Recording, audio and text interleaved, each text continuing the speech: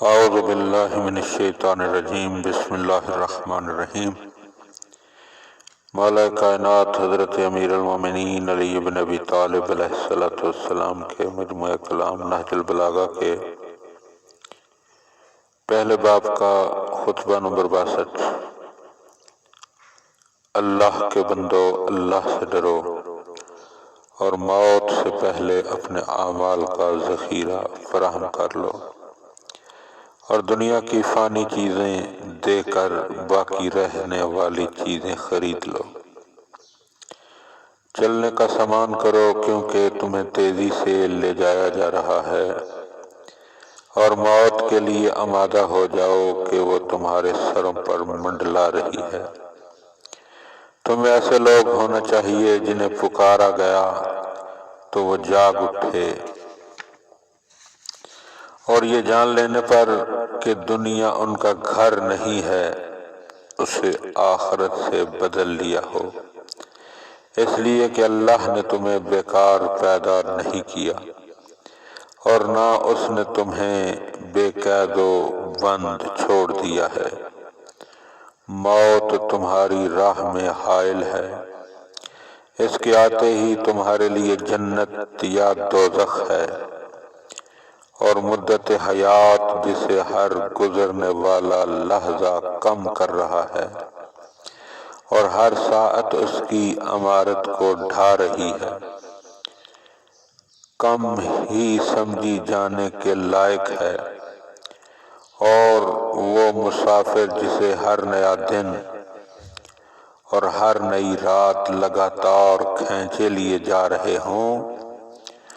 اس کا منزل تک پہنچنا جلد ہی سمجھنا چاہیے، اور وہ عازم سفر جس کے سامنے ہمیشہ کی کامرانی یا ناکامی کا سوال ہے، اس کو اچھے سے اچھا زاد مہیا کرنے کی ضرورت ہے۔ لہذا اس دنیا میں رہتے ہوئے اسے اتنا توشہ آخرت لے لو کہ جس کے ذریعے کل اپنے نفسوں کو بچا سکو۔ جس کی صورت یہ ہے کہ بندہ اپنے اللہ سے ڈرے، اپنے نفس کے ساتھ خیر خواہی کرے،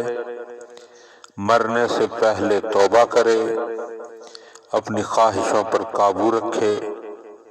کیونکہ موت اس کی نگاہ سے اوجھل ہے، اور امیدیں فریب دینے والی ہیں، اور شیطان اس پر چھایا ہوا ہے، جو گناہوں کو سجا کر اس کے سامنے لاتا ہے کہ وہ اس میں مبتلا ہو، اور توبہ کی ڈھارس بندھاتا رہتا ہے کہ وہ اسے تعویق میں ڈالتا رہے، یہاں تک کہ موت غفلت و بے خبری کی حالت میں اس پر اچانک ٹوٹ پڑتی ہے۔ واہ حسرتا کہ اس غافل و بے خبر کی مدت حیات ہی اس کے خلاف ایک حجت بن جائے، اور اس کی زندگی کا انجام بدبختی کی صورت میں ہو۔ ہم اللہ سبحانہ سے سوال کرتے ہیں